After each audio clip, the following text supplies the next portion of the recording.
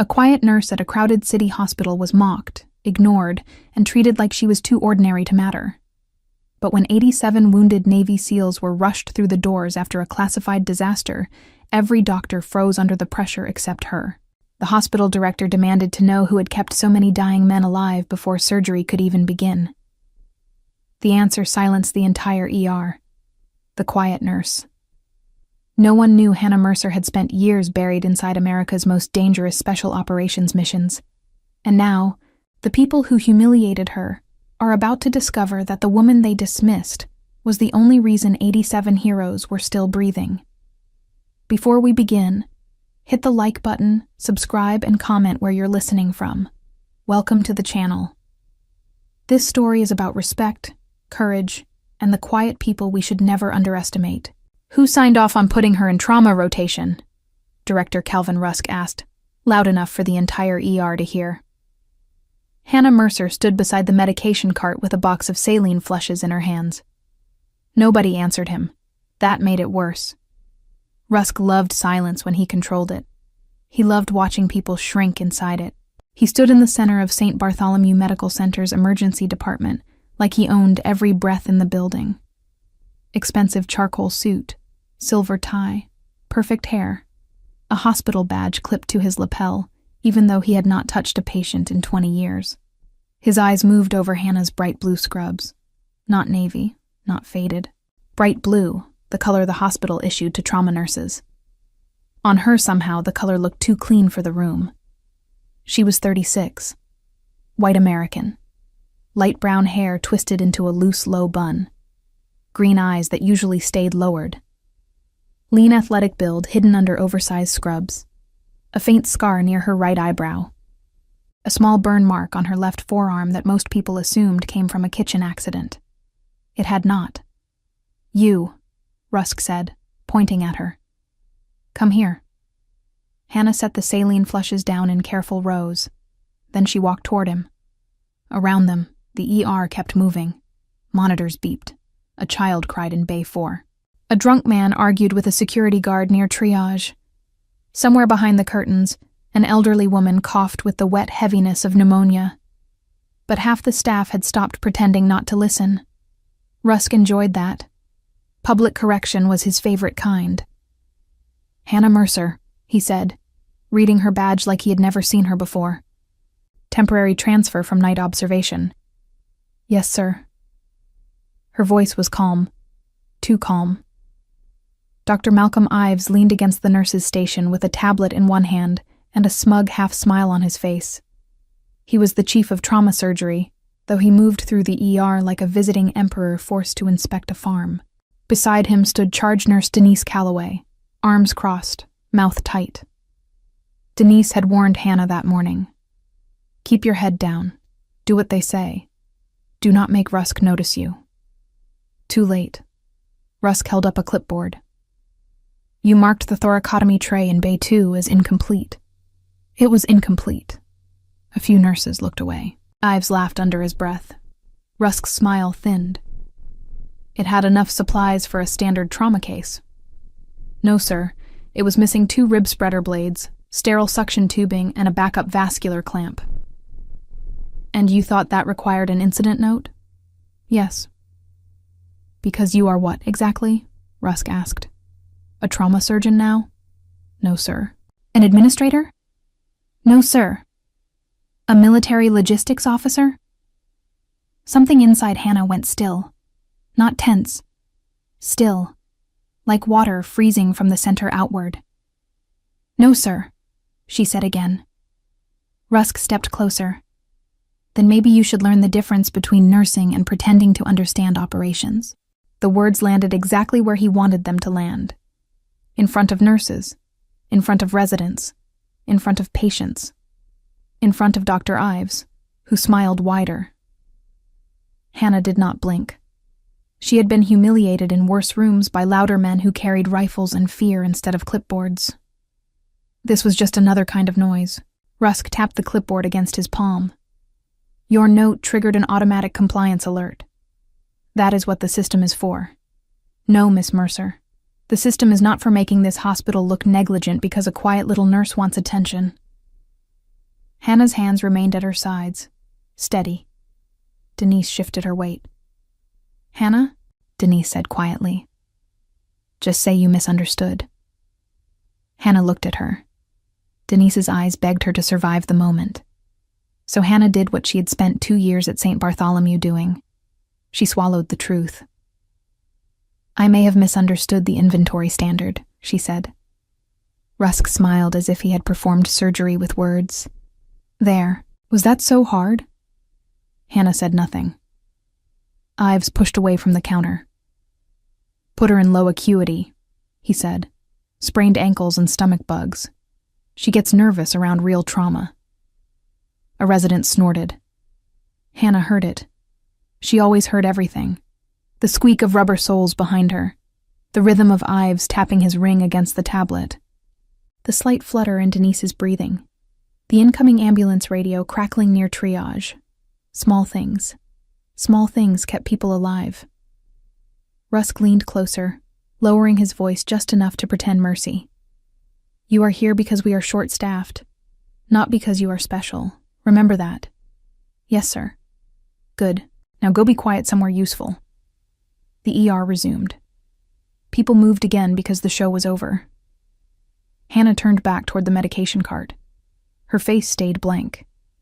Inside, something old paced behind a locked door. Not anger. Anger was too hot. This was colder, controlled, stored. She finished lining up the saline flushes by expiration date. Jimmy Arlen, the youngest ER tech on shift, rolled a supply cart beside her.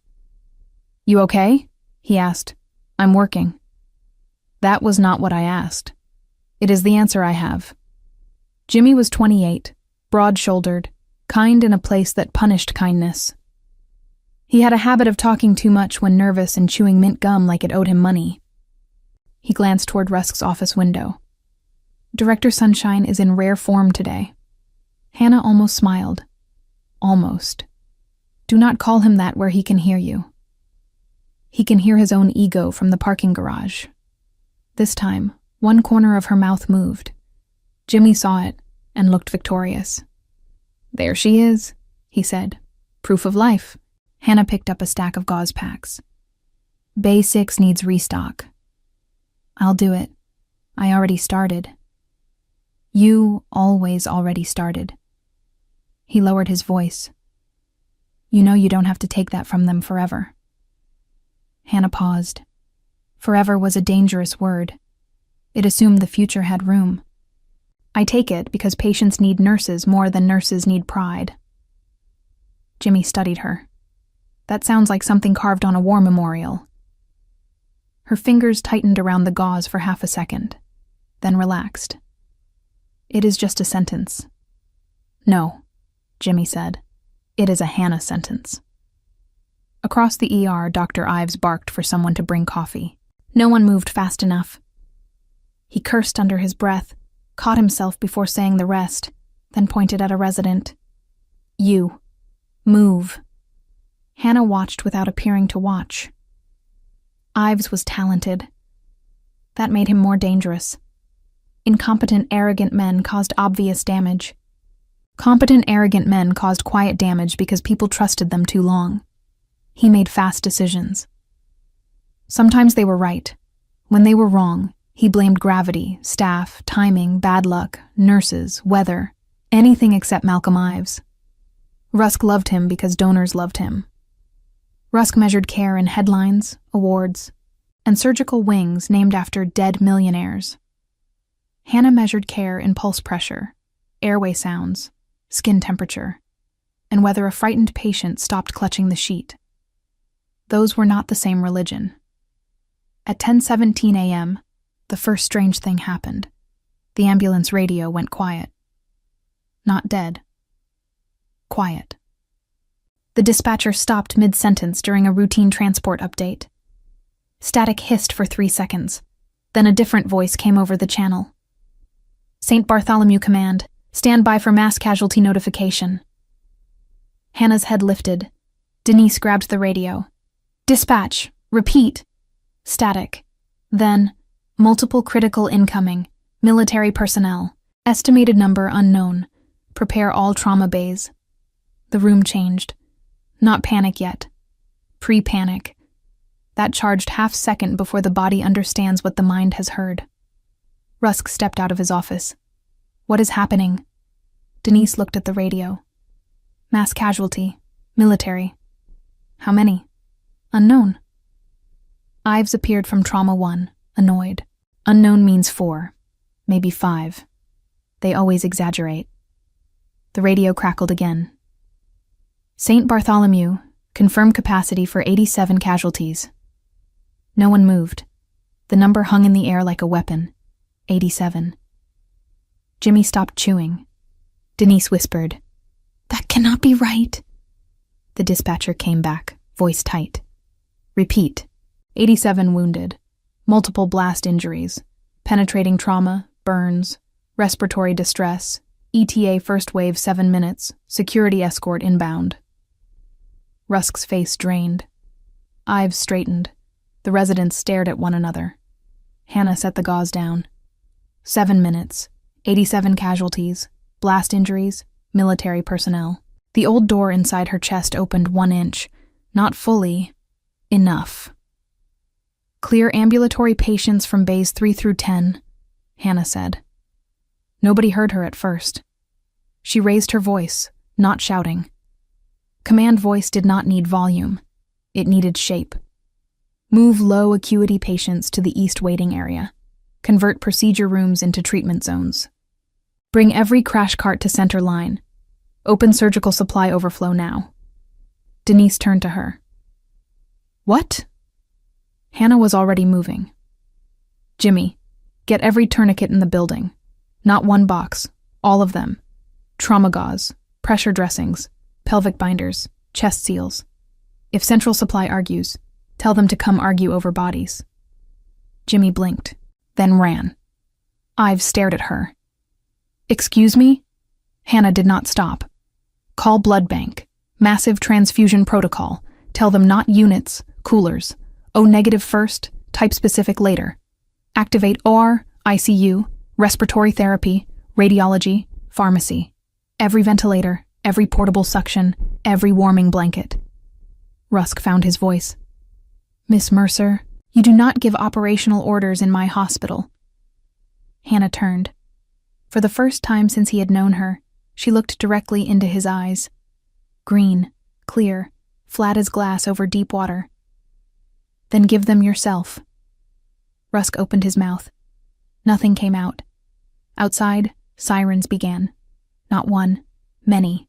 The sound rose from the city like a storm climbing concrete. Hannah looked away from him. "Denise, divide staff into red, yellow, green, black zones. Red gets airway, breathing, circulation. Yellow gets delayed but stable. Green walks. Black gets comfort if unsalvageable." Denise swallowed. "That is military triage." "Yes. How do you know that?" Hannah picked up trauma shears and slid them into her pocket. "Later." The ambulance bay doors opened. Cold air rushed in. The first vehicle arrived too fast, tires screaming against wet pavement. Then the second. Then 2 black tactical transport trucks. Then more ambulances. Then unmarked federal SUVs. Armed men jumped out before engines stopped. They were not ordinary soldiers. Even under blood and dust, their movement gave them away. Tight spacing, weapons controlled, eyes scanning roof lines, doors, windows. Some carried wounded men. Some were wounded themselves and refused to sit. Navy SEALs. Hannah knew before anyone said it. Her body knew. The gait. The silence between commands. The way pain was filed away until the mission ended. The first stretcher burst through the doors. Male, early 30s, covered in gray dust and dark blood. Chest wound. Labored breathing. Skin mottled. One operator squeezed a bag valve mask while walking. "Blast injury," the medic shouted. Needle decompression attempted left side. No improvement. Pressure falling. Ives stepped forward. Trauma 1. Hannah caught the patient's wrist as the stretcher passed. Weak radial pulse. Too weak. She looked at the neck veins, looked at the trachea, looked at the chest rise. Right tension pneumothorax, she said. The medic snapped his eyes to her. We decompressed left. Wrong side. Ives glared. You cannot determine that in 2 seconds. Hannah was already tearing open a 14-gauge angiocath. Watch me. She found the second intercostal space, mid-clavicular line, right side. Cleaned fast. Inserted clean. A sharp hiss of trapped air escaped. The patient's chest rose. The monitor climbed from oxygen saturation 78 to 84, then 89. The SEAL medic stared. Ives stared harder. Hannah looked at him. He still needs a chest tube. Then she moved to the next stretcher. Second casualty. Junctional hemorrhage. Tourniquet useless because the wound was too high in the groin. Third casualty. Airway burned. Soot around nostrils. Voice hoarse. Intubate now, not after swelling closed the throat. Fourth casualty. Traumatic amputation. Tourniquet placed too low and loose. Fix it. Fifth, sixth, seventh. The ER dissolved into controlled disaster. Hannah moved through it like she had been born in that exact kind of chaos. She did not run, unless running saved time. She did not shout unless shouting saved a life. Her hands never searched. They arrived. A clamp appeared before anyone asked for it. A chest seal went on before the resident identified the wound. A pressure dressing was packed into bleeding muscle with brutal precision while the patient groaned through clenched teeth. Stay with me, Hannah told him. The SEAL gripped her wrist. Ma'am, he breathed. How many? Too many to count right now. Team? Alive until I say otherwise. His eyes sharpened. That was not a civilian answer. Hannah moved on. Rusk stood near the nurse's station with his phone pressed to his ear, trying to sound important. Yes. We are managing. Yes. The hospital is fully capable. No, I do not need federal command interfering with civilian medical operations. Behind him, a resident vomited into a trash can. Denise screamed for more blood. Ives argued with an anesthesiologist about OR priority. Another SEAL collapsed while trying to carry his teammate. Hannah caught him before his head hit the floor. Not your turn to die, she said. His eyes fluttered. Was not planning on it. Plans change. She cut open his uniform sleeve, shrapnel in the upper arm, bleeding controlled, but his breathing was wrong. She pressed 2 fingers against his ribs. Flail segment. Pain control and respiratory support, she ordered. Do not let him lie flat. A nurse hesitated. Hannah, do it now. The nurse obeyed. Nobody called her quiet anymore. Not during those first 20 minutes. They called her name. Hannah, here. Hannah, this one's crashing. Hannah, where do we put him? Hannah, I need help. Hannah answered all of it. Red to trauma, yellow to procedure, green to East Hall, black to family consult room with comfort meds and a nurse who had the courage to stay. Denise heard that and went pale. We have black tags? Hannah's face did not change. We have men with no pulse, no airway, catastrophic head injury, and 80 men still breathing. Do not waste hands on the dead while the living are still losing blood. Denise flinched. Hannah's voice softened 1 degree. You can cry later. Work now. Denise nodded. Worked. At 10:46 a.m., the hospital lost control of its own story. News helicopters circled outside. Police blocked streets. Families called screaming for information. Rusk moved from camera to camera, telling everyone St. Bartholomew was prepared for anything. Inside, Hannah had turned the ER into a battlefield aid station. Not clean, not pretty, effective. The floors were slick. The air smelled of blood, antiseptic, burned fabric, and adrenaline. Bright blue scrubs moved between black tactical uniforms and torn camouflage. Monitors screamed until nurses silenced them, and then screamed again. A young seal with gray eyes grabbed Hannah's sleeve as she passed. "My brother," he said. She stopped. Not because she had time, because sometimes 10 seconds kept a man from breaking. "Name?" "Eli Ward. He was second truck. Took blast to the side." Hannah scanned the room from memory. Every face, every wound, every triage color. Left shoulder scar, dark beard. The SEAL's eyes widened. "Yes. Yellow zone, conscious, angry. That is a good sign." The young man's face folded with relief. "Thank you. Breathe." He obeyed. She moved again. Ives intercepted her near trauma 2. "Mercer, stop!" She stepped around him. He grabbed her arm. The room noticed. So did 3 armed operators. Hannah looked down at his hand, then up at his face. "Remove it." Ives released her, but only because something in her voice made him do it, before pride could interfere. "You are making decisions beyond your scope," he hissed. "I am keeping them alive until surgeons can cut. You tagged 2 men black. Yes. I did not authorize that. They were dead. You are not qualified to make that call." Hannah stepped closer. "Then go revive them." Ives went red. "You arrogant little—" "Trauma 3 is losing airway," she said. "You can insult me or intubate him. Choose fast." For 1 second, he looked ready to destroy her. Then the monitor alarm behind him shrieked. He turned and ran. Hannah followed, not because of him, because of the patient. The man in Trauma 3 was huge, bearded, mid-40s, with a crushed jaw and swelling neck. Blood bubbled at his mouth. A resident tried to intubate and failed. "I cannot see cords." Hannah grabbed gloves. "Move," Ives snapped. "I have it." "You had it 30 seconds ago." The oxygen saturation dropped to 72. The bearded SEAL's chest jerked. Hannah's eyes locked on the neck. Cricothyroid membrane. Small window. Fast decision. "I need a scalpel bougie. 6O tube." Ives froze. "You are not doing a surgical airway in my trauma bay." Hannah held out her hand. "Scalpel." No one moved. A SEAL medic stepped forward and slapped a sterile scalpel into her palm. "Do it," he said.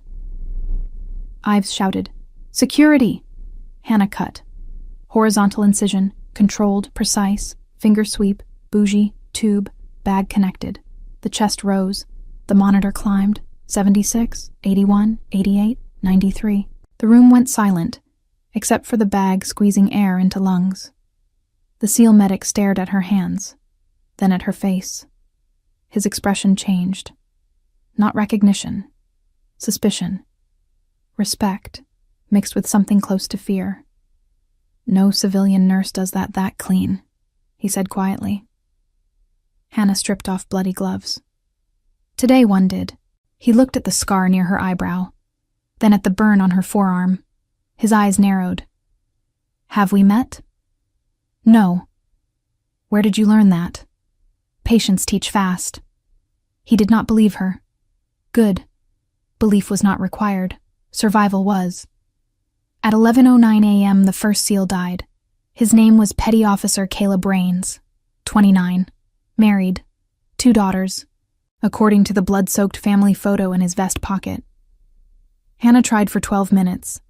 Chest compressions, blood, airway, medications, ultrasound. Nothing. Sometimes the body was already gone and medicine only confirmed it. She called time of death with her voice steady, then turned away before anyone could see her eyes. Jimmy was there, holding another blood cooler. He had blood on his cheek and fear in his mouth. "Hannah, do not say it." "I was not going to." "Yes, you were." He swallowed. "How are you doing this?" She took the cooler.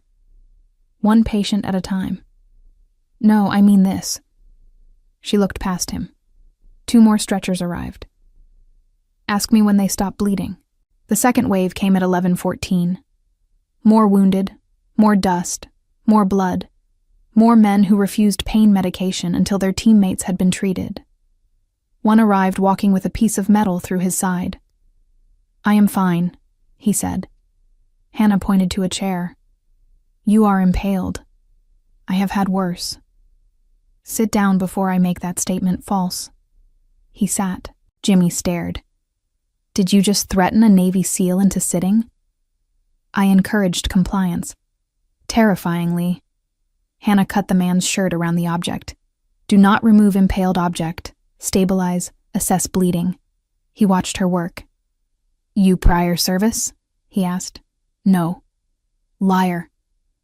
She wrapped gauze around the metal to keep it from shifting. "Hold this." He held it. "Good patient." He gave a weak laugh, then winced. "You talk like our old medic." Hannah's hands paused for less than half a heartbeat.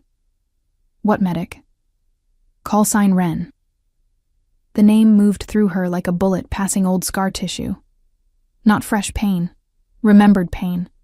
She tightened the dressing. "Never heard of her." The SEAL studied her. Didn't say her was a her. Hannah met his eyes. For one dangerous second, the past looked back through both of them. Then Denise shouted for her from Red Zone. Hannah stood. "Do not move that metal unless you want to meet your ancestors embarrassed." The SEAL smiled despite the pain. "Yes, ma'am." She walked away before he could ask another question. Ren. Nobody had called her that in 6 years. Not since the file sealed. Not since the ceremony that officially never happened. Not since she traded classified sand, seawater, and gunfire for fluorescent lights and medication scanners. Hannah Mercer was a nurse. Ren was dead on paper. That was how it was supposed to stay. At 11:32, Director Rusk finally realized he was no longer in charge.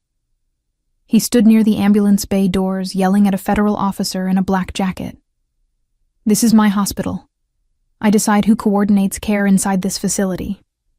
The officer, a woman with short gray hair and a face built for courtrooms, glanced past him toward the ER. "Looks like someone already is." Rusk turned. Hannah stood over a triage board she had built from a rolling whiteboard, tape, and blood-streaked markers. 87 names or temporary identifiers. Red, yellow, green, black, or status, ICU status, blood type if known, airway status, evac priority. It was not pretty. It was perfect. Rusk stormed toward her. "Miss Mercer." She wrote another update. "Not now." His face twitched. "You will look at me when I speak to you." Hannah finished writing, then looked. "I have 12 unstable patients, 4 waiting for OR, 3 airways that may fail, and a blood bank running behind. You have 10 seconds. The federal officer's eyebrows lifted. Several staff members froze. Rusk lowered his voice. "You have overstepped every professional boundary in this building." "No. I stepped over your hesitation." He flushed. "You performed invasive procedures without authorization. I performed emergency life-saving interventions under implied consent during a mass casualty event. You tagged patients for death. I triaged casualties based on survivability and available resources. You gave orders to physicians. I gave information. Some physicians were smart enough to follow it." Ives heard that from across the room. His jaw clenched. Rusk pointed toward his office. "When this is over, your career is finished." Hannah capped the marker. "When this is over, 87 families will ask if their sons came home alive. I do not care what you do to my career." The federal officer stepped closer. "Director Rusk, a word." "Not now." "Now," the woman said. Her badge flashed. Department of Defense. Rusk looked at it and suddenly remembered how to be polite. Hannah did not watch them leave. She turned back to the board. 87 casualties. 1 dead, 4 critical in surgery, 9 critical pending, 21 serious, the rest walking wounded, though walking wounded could still die if ignored. She calculated blood usage, airway supplies, surgical capacity, and staff fatigue at the same time. Old math, bad math, necessary math. At 11:51, the hospital intercom crackled. Code Silver. Exterior lockdown. Security threat near south entrance.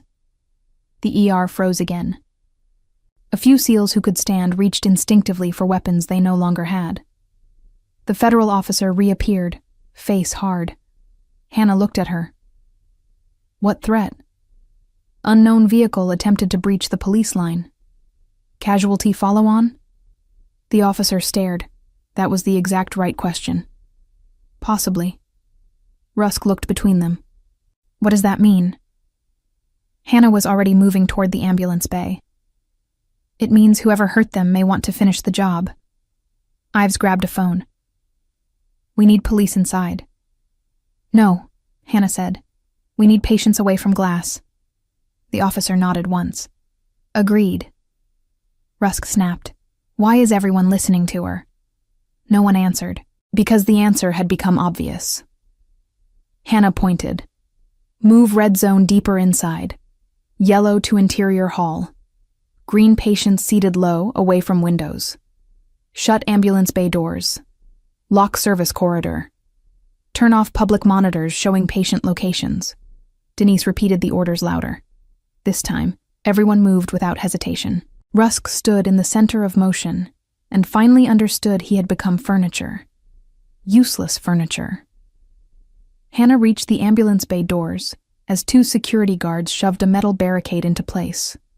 Outside, police shouted. A black pickup sat crooked against a curb, hood smoking. Officers surrounded it with weapons drawn. The driver was on the ground, but Hannah was looking at the passenger door. Too clean. No movement. No panic. A bag on the seat. Back up, she said. One guard frowned. What? Back up now. The guard obeyed because something in her voice reached deeper than his training. Hannah turned to the federal officer. Bomb squad. The woman's eyes sharpened. You see a device? I see behavior. Rusk, who had followed them, scoffed. Behavior? You are diagnosing explosives now? Hannah ignored him. The federal officer spoke into her radio. Possible secondary device in suspect vehicle. Clear south approach. EOD now. Rusk's mouth fell open. You cannot order that based on a nurse's guess. 3 seconds later, the pickup exploded. The blast blew out the outer glass doors. The barricade flipped. A wave of heat and pressure slammed through the ambulance bay. Hannah hit the ground behind a concrete pillar, pulling the nearest security guard down with her. Glass sprayed over them like hard rain. Alarms screamed. Lights flickered. Somewhere, someone shouted. Then came the terrible quiet after explosions. Hannah lifted her head. The security guard beneath her coughed. You okay? She asked. He nodded, stunned. Blood ran from a cut on his forehead. She looked back into the ER. The patients had been moved away from the glass. Because she had ordered it. Because people listened. Because sometimes 30 seconds was the difference between massacre and miracle. Rusk lay on the floor near the wall, alive, shaking, covered in dust. The federal officer rose slowly, eyes fixed on Hannah. This time there was no suspicion. Only certainty forming. Who are you? She asked. Hannah stood, brushing glass from her scrubs. A nurse. The officer stepped closer. No. Before that. Hannah looked toward the red zone. A monitor alarm screamed. The work had not stopped. It does not matter. Behind them, one of the wounded SEALs stared from a hallway chair. The impaled one. His face was pale, but his eyes were clear. He whispered one word. Ren.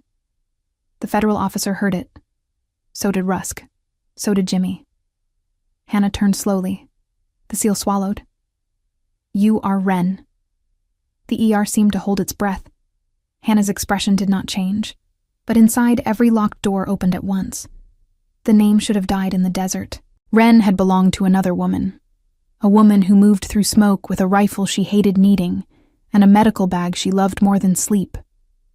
A woman who could swim under a black ocean with 40 pounds of gear and still keep a wounded man's airway open. A woman who knew how to stop bleeding in the dark by touch alone. Hannah Mercer had buried that woman beneath clean scrubs, night shifts, and silence.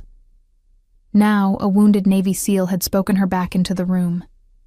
The ER did not understand the word, not all of it.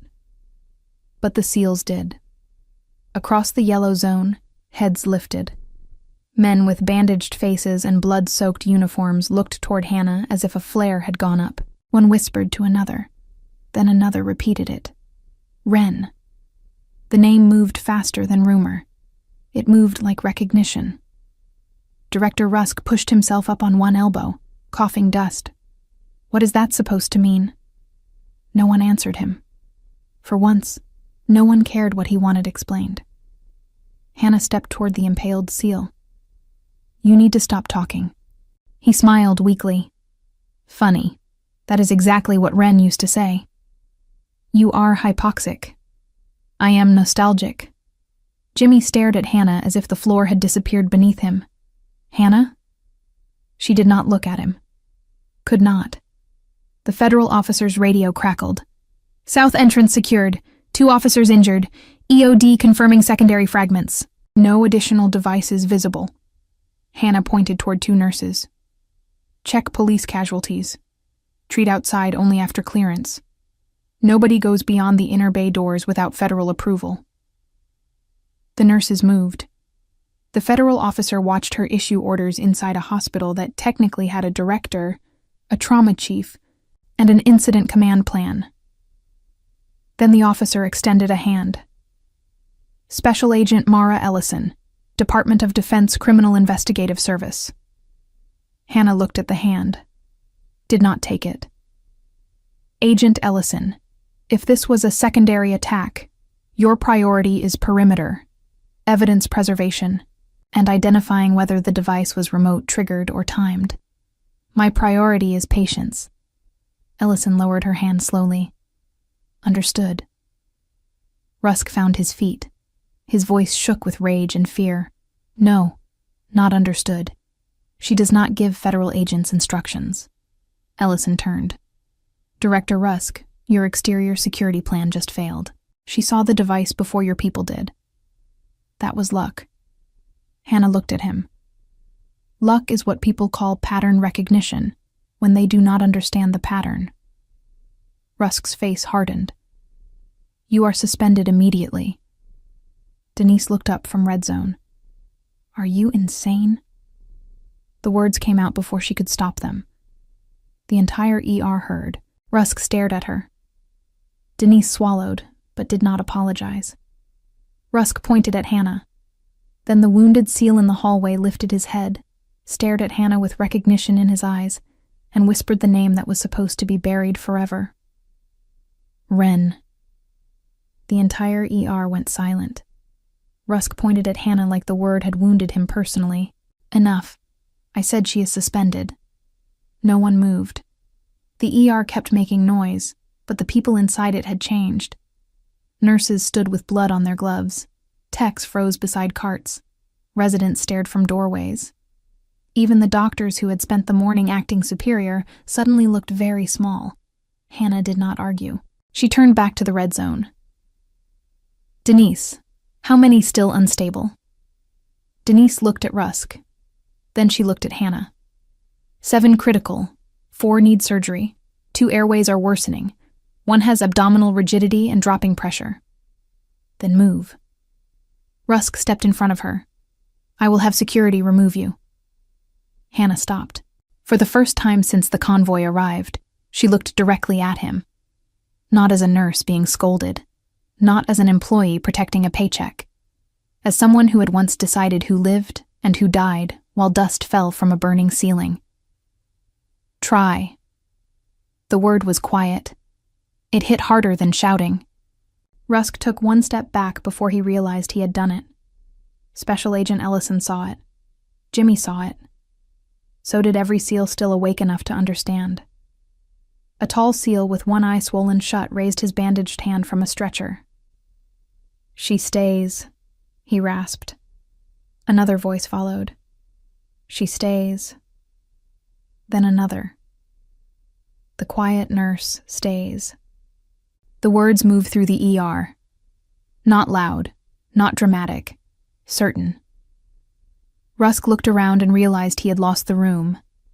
Hannah did not enjoy it. There was no victory in patients still bleeding. She pointed to the red zone. Move the abdominal bleed to trauma 1. Call surgery again. If they refuse, document the refusal with exact time. Prepare 2 units O negative now. Warmed. Pressure bag. A resident swallowed.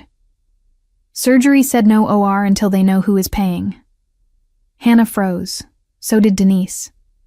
Rusk's eyes flickered. It was tiny, almost nothing. But Hannah saw it. The same way she had seen disturbed gravel beneath a truck. The same way she had seen a shooter's reflection in a hospital window. Who said that? She asked. The resident looked terrified. Dr. Bellamy. He said the director told him not to open the reserve OR until administrative clearance. The red zone went silent. A SEAL on oxygen tried to sit up. Denise pushed him down. Do not move. Hannah turned to Rusk. 87 wounded federal service members are in your hospital, and you are holding an OR over billing? That is not what happened. Then call Bellamy on speaker.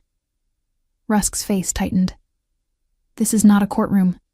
No, it is worse. People die faster here. Agent Ellison stepped forward. Director Rusk, call your surgeon. Rusk looked at her. You have no authority over hospital operations. Ellison's expression did not change. Federal patients, federal crime scene, potential targeted attack, possible obstruction of emergency care. Do you want to test how much authority I have? Rusk's jaw worked. Hannah did not wait. She grabbed the wall phone and dialed the OR desk herself. This is trauma. Put Dr. Bellamy on. A pause. Then a male voice came through, irritated. Who is this? Hannah Mercer, ER nurse. You have 4 unstable surgical patients waiting. I was told to hold until administration clears transfer. By who? Another pause. That is not your concern. It became my concern when a man's pressure hit 60/30 while you protected a policy. Bellamy's voice sharpened. Nurse Mercer, you do not speak to attending surgeons that way. Hannah looked at the dying SEAL on the stretcher. His skin was waxy. His lips had gone pale. She heard desert wind in the monitor alarm. Open the OR now. I will not take orders from a nurse. Hannah's voice dropped. Then take them from the dead if you wait 5 more minutes. She hung up. Denise stared at her. Jimmy whispered, He is going to destroy you. Hannah moved to the abdominal bleed. Not today. The SEAL's name patch read Nolan. His abdomen was rigid. His breathing was shallow. A pressure dressing covered his left flank, but the real bleed was inside. Hannah leaned close. Chief Nolan, can you hear me? His eyelids fluttered. Yes, ma'am. Do you consent to emergency stabilization until surgery accepts you? Wren asking. Hannah Mercer asking. His mouth twitched. Same answer, yes. She looked at Denise. Fast ultrasound. We do not have one in here. It is in radiology. Then bring it. A resident ran. Rusk crossed his arms, trying to recover his authority. This is exactly the kind of reckless conduct I warned about. Hannah pressed a hand to Nolan's abdomen, feeling tension and guarding. Director, either help or leave. You do not tell me to leave my own ER. One of the SEALs answered from the next bay. She just did. A few staff members looked down to hide their faces. Even now, even surrounded by blood, the line cut through fear. Rusk heard the faint laughter. His face changed. That was when Hannah understood him fully. He was not just corrupt. He was vain. He feared embarrassment more than death. Dangerous men came in many forms. Some carried rifles, some carried clipboards. The ultrasound arrived. Hannah ran the probe herself. Denise watched the screen. Dark fluid pooled where it should not. Positive fast, Hannah said. Massive internal bleed. He goes now. The elevator doors opened at the end of the hall. Dr. Bellamy arrived with 2 surgical nurses, face red, hair perfectly combed, anger polished into confidence. Step away from my patient. Hannah did not move. He needs the OR. Bellamy looked at the screen, then the vitals, then Nolan. His expression flickered. He knew, but pride made him pause. You should have waited for surgical assessment. Hannah handed him the ultrasound probe. Assessment complete. Bellamy hated that everyone heard it. He pointed at the nurses. Move him. The stretcher rolled. Nolan caught Hannah's wrist as they passed. His grip was weak. His eyes were clear. Ren. She leaned closer. Save your strength. You saved more than me today. Then he was gone into the elevator. The doors closed. A brief quiet fell. 87 wounded had become 87 living. For the moment. Hannah looked at the board. Next airway. The next patient was younger, maybe 26. Shrapnel had torn through his jawline. Swelling was closing his airway. The resident had tried intubation twice and failed. Oxygen saturation sat at 84 and falling. Hannah took one look and reached for the crick kit. The resident stepped back. I have never done one. You will watch. Rusk moved again. Absolutely not. That is a surgical airway. Nurses cannot. The SEAL's oxygen dropped to 79. His fingers clawed at the sheet. Hannah's hands became very still. Time? She asked. Jimmy looked at the monitor. 76. Denise opened the kit. Hannah palpated the neck. Cricothyroid membrane. Swollen tissue. Blood. Bad angle. Not impossible. Skin prep. Denise handed it over. Hannah spoke to the patient. You are going to feel pressure. I need you still. I need you brave for 30 seconds. His terrified eyes locked on hers. He nodded once. Hannah made the incision. Short, clean, precise. Rusk made a sound behind her. No one listened. She inserted the tube, secured it, connected oxygen. The first breath expanded his chest. The monitor climbed. 78, 84, 90, 94. The room exhaled. Jimmy whispered, Dear Lord. Hannah did not look up. Do not use that like a curse. Jimmy blinked. Sorry. Even Denise almost smiled. The young SEAL's eyes filled with tears. Hannah squeezed his shoulder. You are here. Stay here. He mouthed 2 words around the tube. Thank you. Rusk stood in the corner, face pale. He was watching the ER obey Hannah with a discipline he had never earned. Then Special Agent Ellison's phone rang. She answered, listened, and went still. Hannah noticed immediately. What? Ellison lowered the phone. EOD recovered fragments from the pickup. This was not random. The device was triggered after the convoy entered the bay. Denise looked up. So someone followed them? Ellison's eyes moved to the security cameras. Or someone knew where they were being taken. The ER chilled. Hannah looked at Rusk. He looked away too fast. There it was again. The disturbed gravel. The wrong breath. The lie before the words. Hannah stepped toward him. Director, who knew the convoy was coming here? Rusk's voice cracked. I was notified by State Emergency Coordination. When? Minutes before arrival. That is not what I asked. He lifted his chin. I do not answer to you. Agent Ellison answered instead. You answer to me. Rusk swallowed. The silence stretched. Hannah watched his pulse beating in his neck. 2 hours, he finally said. I was told 2 hours before arrival. Denise turned slowly.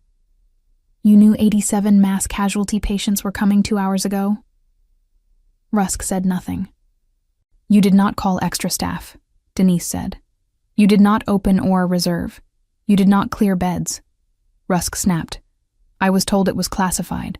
I was told to keep the circle tight. Hannah's voice was flat. So tight that patients almost died. I followed instructions. Whose? He did not answer. Ellison stepped closer. Director Rusk, whose instructions?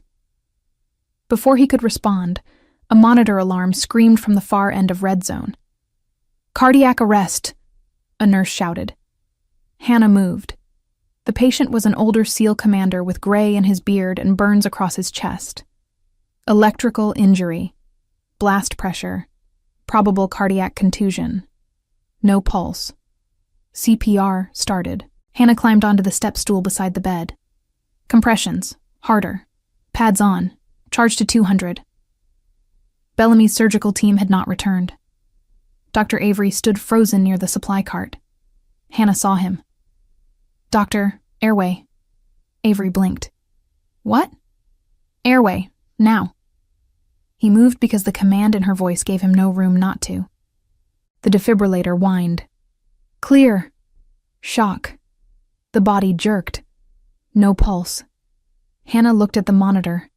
Again. Continue compressions. Sweat ran down Jimmy's temple as he pumped the commander's chest. Denise pushed medication. Avery managed the airway with shaking hands. Rusk stood uselessly by the curtain. The commander's team watched from the hall, some too injured to stand, all silent. Hannah counted seconds, not minutes. Seconds mattered. Stop compressions, rhythm check, ventricular fibrillation. Charge again. Clear, shock. The monitor jumped. Still no pulse. A young SEAL in the hallway whispered, Come on, Captain. Hannah heard it. Captain. Commanding officer. The kind of man whose death would break the room. She reached for ultrasound. Check cardiac motion. Denise placed the probe. Hannah stared at the screen. Minimal movement. Fluid around the heart. Tamponade. Avery looks sick. From blast trauma? Yes. Rusk said. Call cardiology. Hannah did not look at him. He does not have time for a phone call. Pericardiocentesis tray. Denise handed it over without being asked. This was trust now, not blind obedience, trust earned under pressure. Hannah inserted the needle under ultrasound guidance, slow, exact, aspirated dark blood. The monitor changed. A weak rhythm returned. Jimmy checked. I have a pulse. The words hit the hall like sunrise. A wounded SEAL bowed his head. Another covered his eyes. The young one who had whispered sank against the wall. Hannah taped the catheter. Get him to surgery. Now. Avery finally found his voice. I will take him. Hannah looked at him. Then take him alive. Avery nodded. Not offended this time. Grateful. The commander rolled out. As he passed, his hand twitched. His eyes opened for half a second. They found Hannah. His lips moved. No sound came out, but she knew the word. Wren. Hannah turned away first. The past was crowding the room. There were still patients to save. By late afternoon, the hospital looked like it had survived a war because it had. Blood marked the trauma bay floor even after 3 cleanings. Broken glass had been swept into buckets. Federal agents guarded every entrance. SEALs who could walk refused to leave their brothers. Those who could not walk kept asking the same question.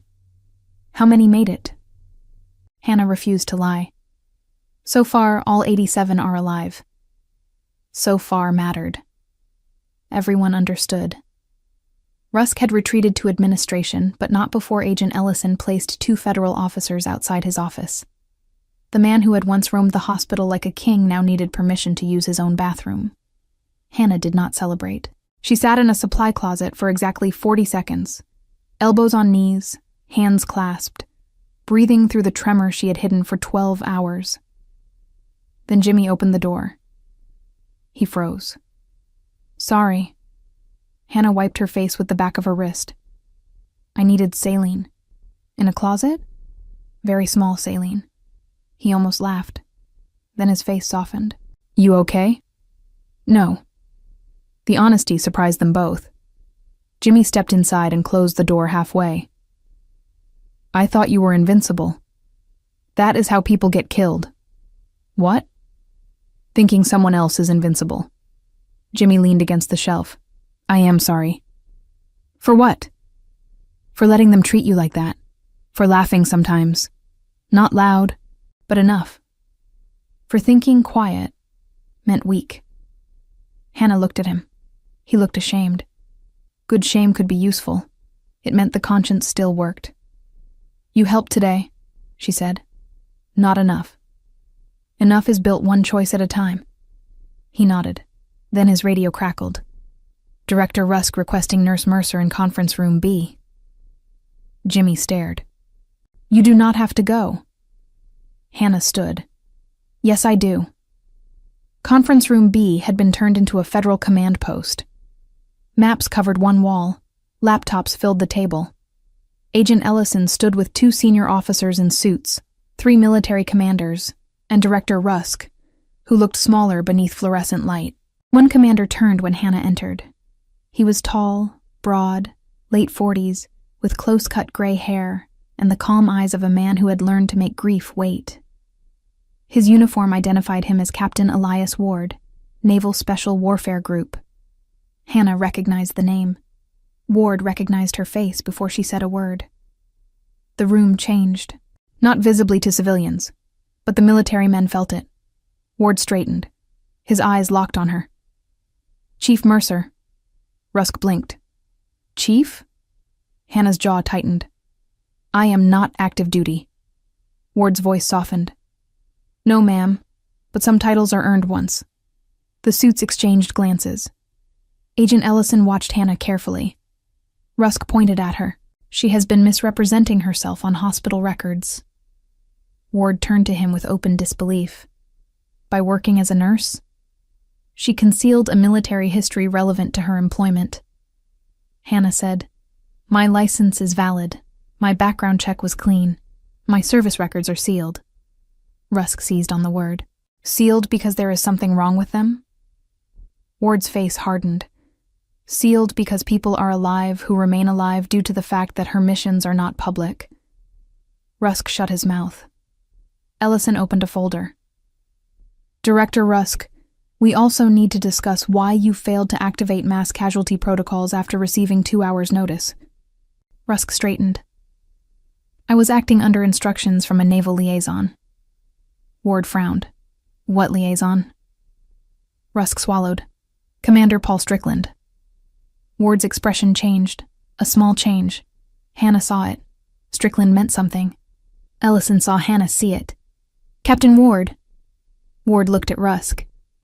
Commander Strickland was removed from operational planning 6 months ago. Rusk went pale. He contacted me through official channels. No, Ward said. He did not. Ellison's team began typing. Hannah stood very still. What did he tell you? Rusk glared at her, but fear weakened it. He said the convoy was sensitive. He said I was to keep staff minimal to avoid leaks. He said surgical reserve should not open unless casualties were confirmed on site. Hannah's voice chilled. He wanted bottleneck. Ward nodded slowly. He wanted them to die here. Silence struck the room. Rusk whispered, I did not know. Hannah looked at him. You did not ask. Those 4 words landed like judgment. Rusk tried to answer. Nothing came. Agent Ellison leaned over the table. Director Rusk, you are now a material witness in a targeted attack on federal service members. If you omit anything else, your next conversation will happen in custody. Rusk sat down. The arrogance had drained out of him. What remained was a man who had mistaken control for competence and reputation for character. Ward turned back to Hannah. I need your account from first arrival to present. Hannah's eyes moved to the window. Below, ambulances still came and went. Later. Ward studied her. You have given enough today. No, she said. I have not. She left the command room before anyone could stop her. By evening, 7 SEALs had gone to surgery. 4 were in ICU. 23 had been admitted. The rest occupied every possible monitored bed in the hospital and 2 converted recovery areas. No one had died. The number became a whisper. 87. Alive. 87. Alive. It spread through the hospital until even people who had doubted Hannah looked at her as if she had bent reality by force. She hated that. Miracles made people forget labor. This was not a miracle. This was triage, speed, blood, pressure, airways, timing, and 100 people finally doing their jobs because someone forced the first move. At 8:13 p.m., the captain with tamponade woke in ICU. His name was Captain Jonah Reyes. Hannah stood near the door while his team crowded as close as nurses allowed. Reyes's eyes opened slowly. Ward leaned in. Jonah, you are at St. Catherine Medical. You are safe. Reyes looked past him. Found Hannah. His voice was rough. Ren? Hannah stepped closer. Captain, you still owe me $20. A shocked laugh broke from one of the SEALs. Hannah almost smiled. You were unconscious when you lost that bet. Still counts. Ward looked between them. You two know each other. Reyes's eyes stayed on Hannah. She dragged me out of a flooded tunnel in Yemen. The room went completely still. Hannah's face closed. That operation is not public. Reyes nodded weakly. Neither are half the reasons I am alive. Ward lowered his head. Respect, not pity. Hannah could accept respect. Barely. Reyes reached for her hand. She let him take it. His grip was weak, but deliberate. Who saved my men? He asked. Ward answered softly. All of them are alive. Reyes's eyes filled. All? So far, Hannah said. Reyes squeezed her hand. Who? The question was not medical. He wanted the truth from command. Ward looked at Hannah, then at Reyes. The quiet nurse. Reyes closed his eyes. A tear slid into his beard. Figures. Hannah pulled her hand away gently. Rest. As she left ICU, she found Rusk standing in the hallway with 2 federal officers behind him. His tie was loose. His hair had fallen out of place. He looked like a man watching his own statue crack. I need to speak with you, he said. No. Hannah. She stopped. Not because he deserved it. Because the use of her first name from his mouth felt like a door he had no right to open. He lowered his voice. I did not know Strickland was false. You did not care if he was false. That is unfair. Hannah turned. For one moment, exhaustion stripped away her restraint. No, unfair is a man gasping for air while you worry about billing. Unfair is a trauma team underprepared because you protected optics. Unfair is 87 wounded men arriving to a hospital whose director would rather suspend a nurse than admit she knows what he does not. Rusk flinched. She stepped closer. You humiliated me because you thought quiet meant powerless. You ignored me because you thought kindness meant weakness. You gambled with lives because you believed authority could replace competence. Her voice remained low. That made it worse. You were wrong. Rusk's eyes reddened. I will lose everything. Hannah looked at the ICU behind him. Better than making them lose everything. She walked away. At 10:40 p.m., the last unstable SEAL came out of surgery alive. Dr. Bellamy stood outside the OR, mask hanging from one ear, face exhausted. Hannah waited against the wall. Bellamy approached like every step cost him pride. Chief Nolan survived, he said. Good. We repaired a splenic rupture and liver laceration. Another 10 minutes and he would have coded. Hannah said nothing. Bellamy swallowed. I should have taken him immediately. Yes. He looked down. I let administration influence a medical decision. Yes. I am sorry. Hannah looked at him then. Apology was easy after survival. Real remorse showed in what came next. What will you do differently tomorrow? Bellamy blinked. I will never let billing delay emergency surgery again. That is a policy. I asked what you will do. He understood. I will say no. On record, to anyone who asks. Hannah nodded once. Then start with Agent Ellison. She needs statements. Bellamy's face went pale, but he did not run. He turned toward the federal command post. That was something. Not redemption. A beginning. The chapel door opened again. Jimmy stepped in, saw them, froze. Sorry, Denise is looking for you. Hannah stood immediately. What happened? Jimmy smiled. Nothing bad. The board is here. Federal agents, too. Rusk is being escorted out. Ward stood. Hannah did not move. Escorted out? Jimmy nodded. Administrative leave pending investigation. His face looked like someone unplugged him. Hannah felt nothing like joy, only the dull ache of consequence arriving late. In the main lobby, half the hospital had gathered despite being told not to. Rusk stood near the security desk with 2 federal officers and a hospital board member. His ID badge hung from his hand, the same badge he had ordered others to surrender. Poetry did not always need words. He saw Hannah across the lobby. For a second, he looked like he might speak. Then every SEAL who could stand slowly rose from chairs, wheelchairs, or hallway benches. Not all the way. Some leaned on crutches. Some held IV poles. Some were wrapped in bandages. But they rose, one by one. For her. The lobby fell silent. Rusk looked from them to Hannah, then down at the badge in his own hand. A federal officer guided him through the doors. No one applauded. That made it stronger. Justice did not always roar. Sometimes it simply removed the wrong person from the room. Denise stood beside Hannah.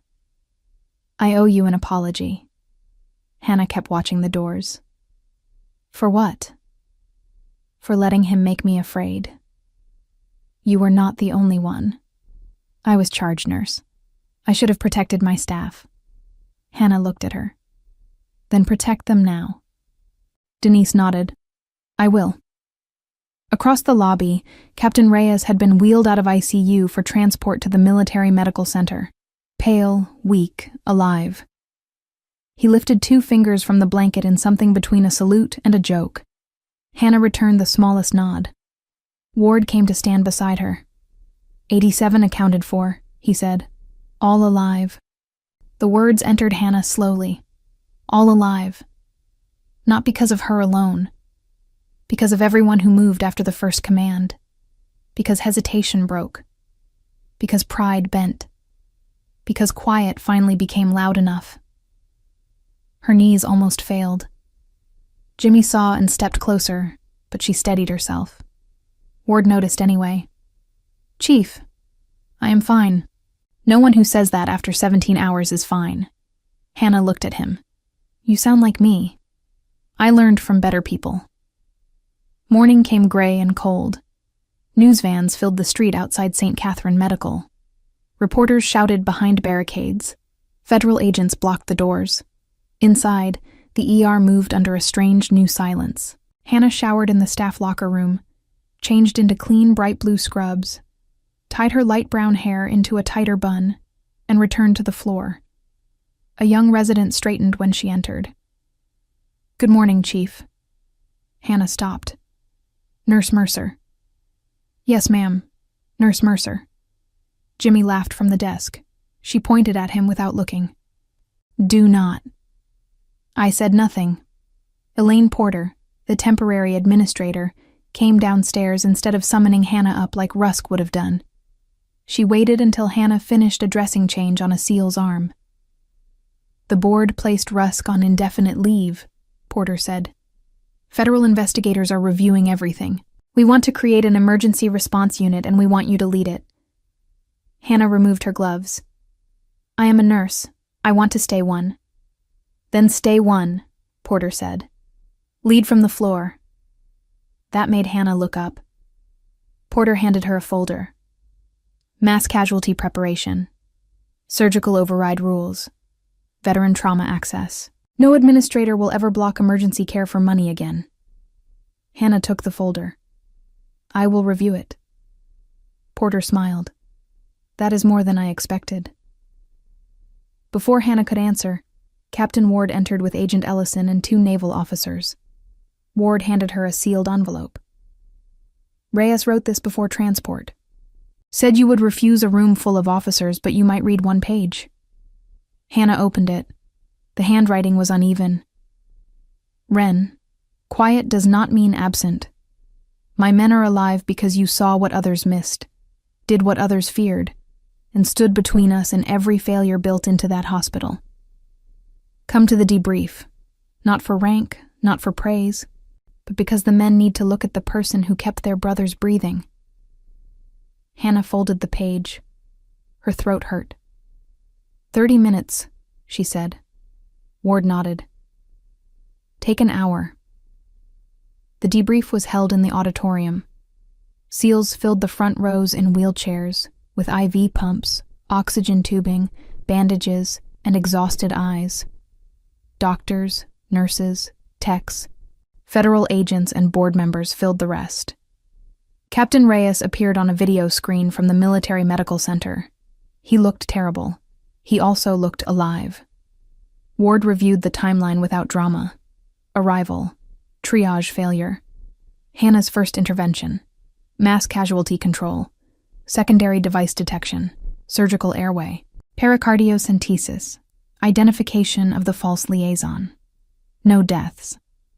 Then Ward looked toward Hannah. Several witnesses asked the same question yesterday. Who saved the 87 wounded Navy SEALs? The room became still. Reyes answered from the screen. The quiet nurse. The SEALs in the front rows answered with him.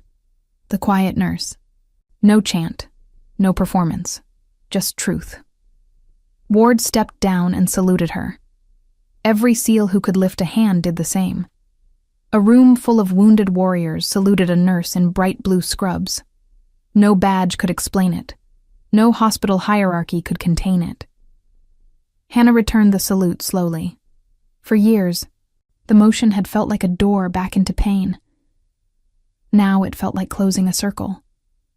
When her hand lowered, Denise began clapping. Jimmy followed. Then the nurses. Then doctors. Then the whole auditorium rose into applause Hannah did not know how to carry. So she did what she understood. She turned to Ward. Are we done? A small smile touched his face. For now. Good. I have patience. And she walked out while they were still clapping. In the weeks that followed, St. Catherine Medical changed. Rusk resigned before he could be fired. Federal charges followed. Investigators found he had ignored preparedness rules, delayed staffing, and trusted in unverified contact because secrecy gave him control. Commander Paul Strickland, the false liaison, was arrested under another name. He had sold routing information to men who wanted the SEAL team dead before they could testify in a classified case. The attack had not begun at the hospital, but it had nearly succeeded there. That truth became the foundation for everything Hannah built next. The emergency response unit opened with verification chains, mass casualty drills, surgical override rules, veteran trauma access, and one rule written in plain language on the first page. No administrator may delay emergency care for financial review. Hannah refused a director title. Her badge changed to clinical lead, emergency response unit. Still a nurse. Still blue scrubs. Still on the floor. But now when Hannah spoke, the hospital moved. Dr. Avery asked her to teach blast injury response. Bellamy testified to investigators and admitted his delay. Denise rebuilt the nursing chain and apologized to her staff for choosing fear over advocacy. Jimmy printed a tiny sign that said very small saline and taped it inside the supply closet. Hannah removed it. The next morning it was back. She left it there. That was how the ER healed, not all at once. Through policies, apologies, better habits, and one ridiculous sign. Months later, A plaque was installed near the ambulance bay. Hannah fought it until Porter agreed to her condition. Her name would not stand alone. The plaque read, "For the 87 lives preserved here, and for every worker who chose courage over silence." Below it were the names of nurses, techs, doctors, security guards, dispatchers, and support staff who had worked that day. Hannah's name was in the middle, exactly where she wanted it. Late that night, after everyone left, Hannah returned to the ambulance bay alone. The glass doors were new. The concrete pillar still held faint blast scars. She knew. Her hand rested on the pillar. For years, she had believed hiding was the same as healing. It was not. Hiding had kept her alive. Healing required being seen and staying anyway. She thought of Rusk mocking her in front of everyone. Who signed off on putting her in trauma rotation? She thought of his later question, screamed in panic. Who saved them? And the answer that had changed everything. The quiet nurse. Quiet was not weakness. Quiet was discipline. Quiet was listening before acting. Quiet was seeing what pride missed. Quiet was hands steady enough to make the first cut when everyone else froze. Behind her, the ER doors opened. Jimmy leaned out. Mercer, incoming ambulance, chest trauma, ETA 3 minutes. Hannah turned from the pillar. The smile disappeared. The nurse returned. Trauma 1. Warm blood. Page surgery now, not after arrival. Jimmy grinned. Already did. Denise's voice carried from inside. Respiratory is coming. Ultrasound is charged. Bellamy says OR2 is open if needed. Hannah stepped into the light. The team was already moving. No one waited for permission from fear. No one looked for Rusk. No one asked whether the quiet nurse knew what she was doing. They knew. The ambulance siren grew louder. Hannah pulled on gloves. Bright blue cuffs snapped against her wrists. The doors opened.